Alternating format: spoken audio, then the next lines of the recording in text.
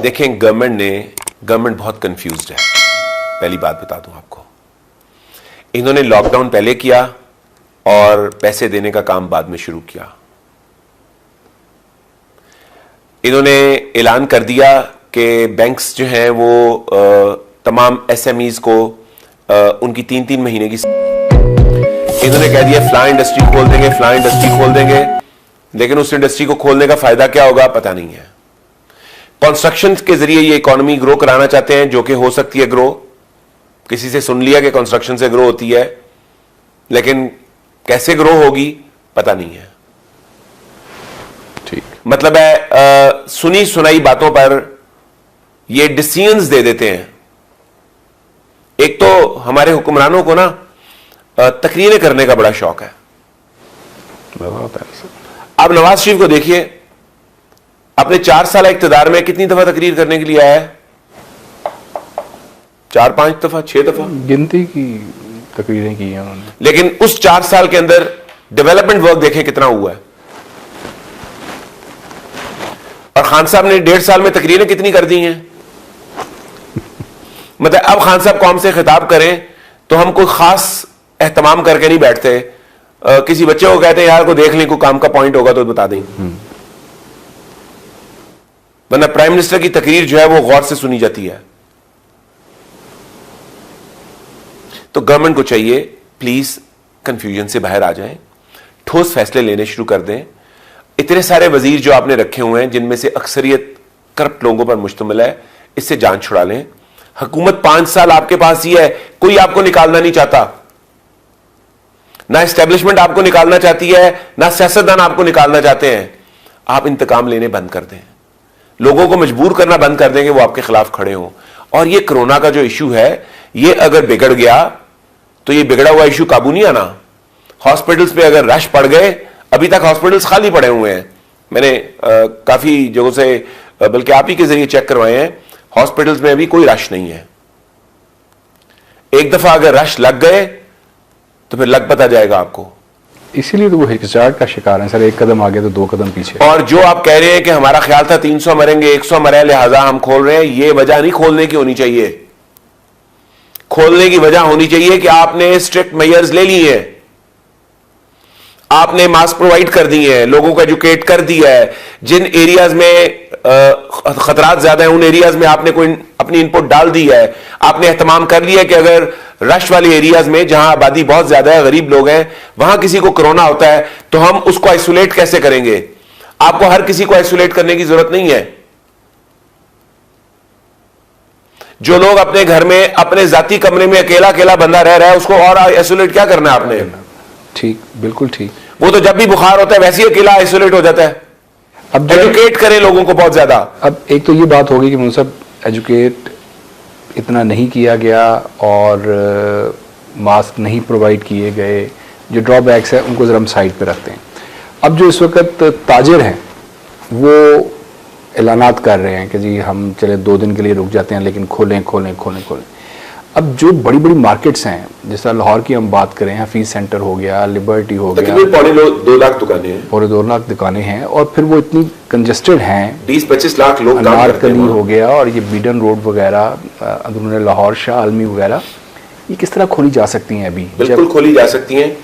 सब लोगों को प्रॉपर एजुकेट करें और ये एजुकेशन का काम हुकूमत अपने वीडियोस बनाए और सारे चैनलों पे चलवाए,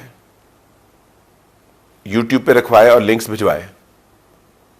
हर मोबाइल फोन के ऊपर लिंक जाए कि ये वीडियो लाजमी देखनी है, उसमें आपके एसओपीज और प्रोटोकॉल्स दिए हों। सर जो 4 फुट मास्क बनाने का आपने तरीका दिया हो, हर बंदा मास्क पहनेगा, अपने इम्यून सिस्टम को इंप्रूव करके रखेगा और डिस्टेंस मेंटेन करेगा। तो अब ख्याल है ये ताजर ठीक कह रहे हैं? ताजर बिल्कुल ठीक कह रहे हैं। आप इकोनॉमी ज्यादा देर बंद नहीं कर सकते, लोग गुर्बत से मर जाएंगे, माल न्यूट्रिशन से मर जाएंगे। जब उनके बॉडी का इम्यून सिस्टम बिल्कुल डेड हुआ होगा, उनके पास खाने को नहीं होगा, तो ये वायरस तो उनको किल करने के लिए बहुत काफी है। लेकिन पूरी दुनिया में भी कहीं दुकानें नहीं खुली हैं इस तरह की, जिस तरह की ये ताजर। देखें, इटली से ज्यादा तो आप अमीर मुल्क नहीं है ना। ऐसी तो खैर किसी को अमीर नहीं, तो इटली ने वेनिस के अंदर आज रिलैक्सेशन कर दी है, बुक स्टोर्स भी खोल दिए हैं और खाने पीने की चीजें तो पहले से अवेलेबल थी और कपड़ों की दुकानें भी खुलवा दी हैं वहां उन्होंने। तो आहिस्ता आहिस्ता लोग जहां कल भी अमवात जो है वो सैकड़ों में थी, वहां भी वो नॉर्मल सी लाने की कोशिश कर रहे हैं। तो आप तो बेचारे तीनों में ना तेरों में, आप चले, मैं कहता हूं आप 6 महीने लॉकडाउन करने के बाद सिर्फ मैथमेटिकली मुझे कैलकुलेट करके बता दें कि कोरोना खत्म हो जाएगा 6 महीने के लॉकडाउन से। 6 महीने पहली बात तो यह है कि आवाम मर जाएगी सारी, इंडिया पाकिस्तान सब मर जाएंगे भूख से ही। फसादात हो जाएंगे, इधर सिविल वॉर शुरू हो जाएगी। नहीं होगी सिविल वॉर, लोग बेचारे बड़े डरे हुए हैं और घर ही बैठे रहेंगे।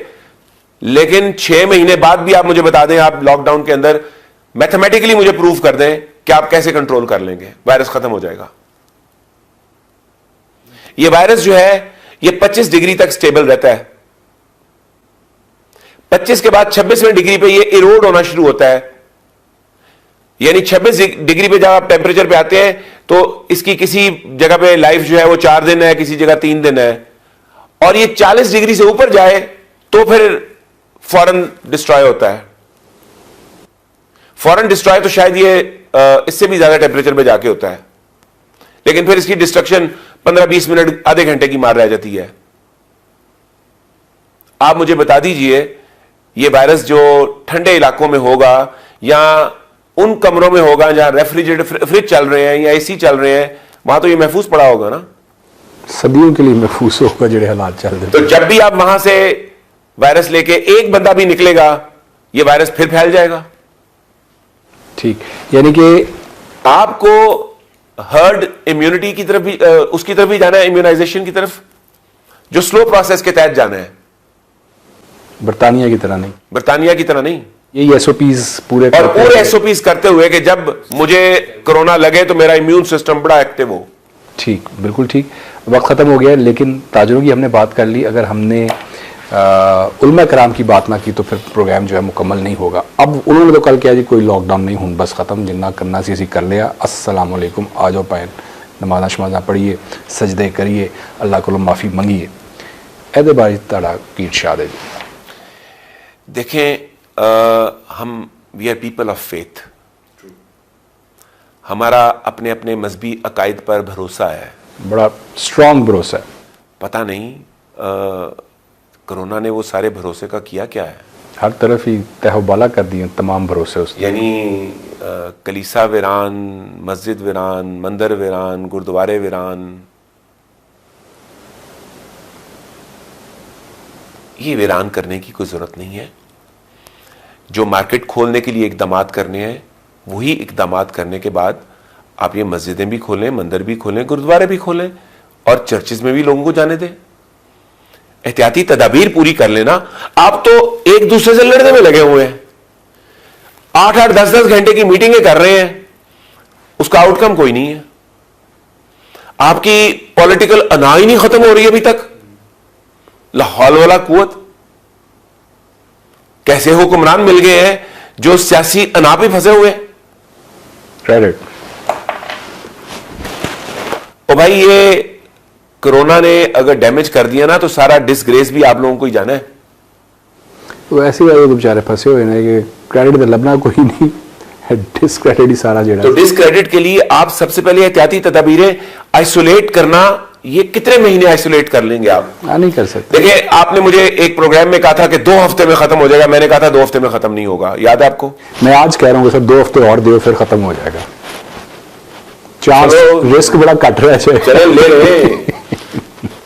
जब आपने कहा था 2 हफ्ते दें, उस वक्त हमारे यहां जो मरे हुए थे लोग, उनकी तादाद शायद 3-4 थी, बल्कि शायद था ही कोई नहीं, तो कुछ थे 1, 2, 3, और जो इन्फेक्टेड थे वो भी सिंगल डिजिट में थे, चंद डबल डिजिट में हो गए होंगे, और आज वो हजारों में चला गया, नंबर 6,000 में चला गया, प्लस में चला गया।